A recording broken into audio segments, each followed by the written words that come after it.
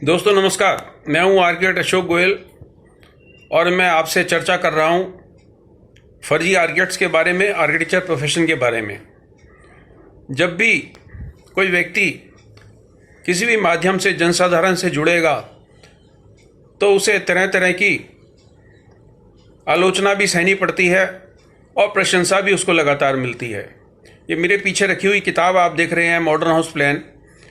इस किताब में मैंने लोगों को बताया था कि आर्किटेक्ट के पास ही आपको जाके क्यों काम कराना चाहिए। मैंने उन्हें बताया था कि नक्शा नवीस और सिविल इंजीनियर का रजिस्ट्रेशन आर्किटेक्ट की तरह नहीं होता। इस किताब के जरिए मैंने लोगों को बताया था कि काउंसिल ऑफ आर्किटेक्चर से पंजीकृत आर्किटेक्ट ही वास्तव में असली आर्किटेक्ट्स हैं।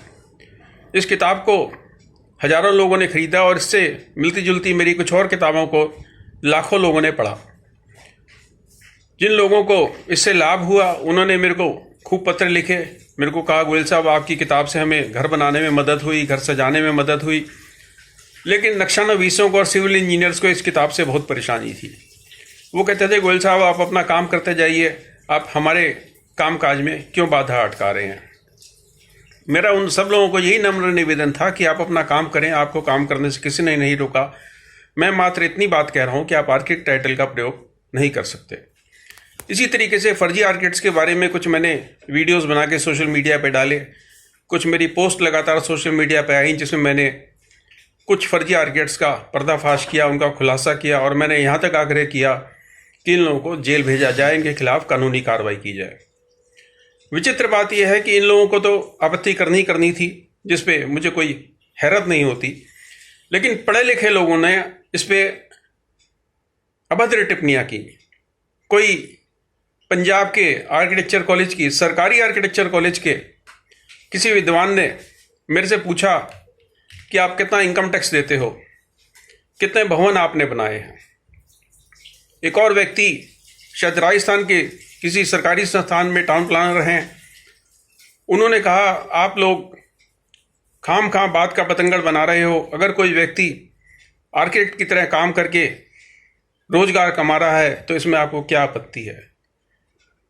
बड़ी विचित्र बात है कि आर्किटेक्चर की पढ़ाई करने के बावजूद ये मूर्ख लोग, मैं इनको मूर्ख ही कहूँगा, आर्किटेक्चर प्रोफेशन के खिलाफ बात कर रहे हैं।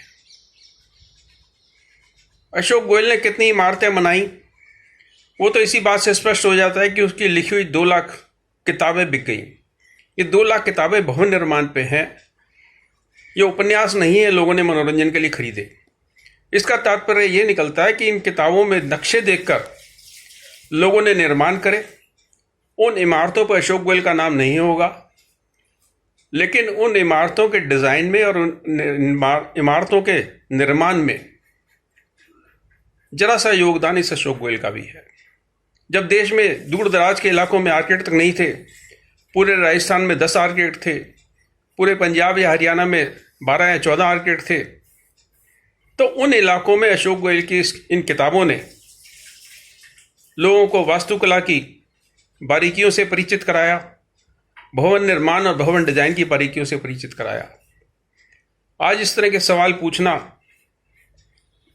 कि आप कितना इनकम टैक्स देते हो और अपनी 10 या 20 इमारतों के नाम बता दीजिए, और ये सवाल मेरे से फर्जी आर्किटेक्ट नहीं पूछ रहे, ये सवाल मेरे से वो लोग पूछ रहे हैं जो सरकारी आर्किटेक्चर कॉलेज में बैठ के जिनको युवा छात्रों को आर्किटेक्चर की बारीकियां समझाने की जिम्मेदारी सौंपी गई है। बड़ी विचित्र बात है कि इन लोगों को सक्रिय होना चाहिए कि ये जो युवा छात्र हैं, कल को जो आर्किटेक्ट बनेंगे, इनके अधिकार क्षेत्र में फर्जी आर्किटेक्ट की घुसपैठ ना हो।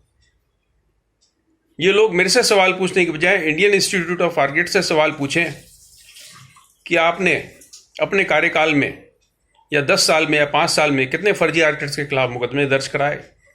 ये लोग काउंसिल ऑफ आर्किटेक्चर में आरटीआई लगा के सवाल पूछें कि आर्किटेक्ट्स का रजिस्ट्रेशन करने के अलावा काउंसिल ऑफ आर्किटेक्चर ने पिछले 1 दशक में कितने फर्जी आर्किटेक्ट्स के खिलाफ मुकदमे दर्ज कराए, कितने फर्जी आर्किटेक्ट्स को पकड़ा, कितने फर्जी आर्किटेक्ट्स के ऊपर भारी जुर्माना करा।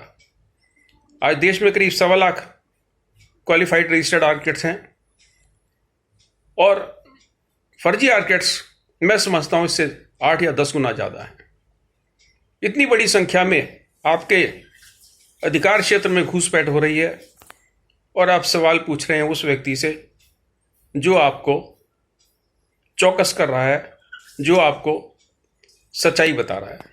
आप इस मामले पे क्या सोचते हैं? अपने विचार कमेंट बॉक्स में बताएं। नमस्कार, शुभकामनाएं।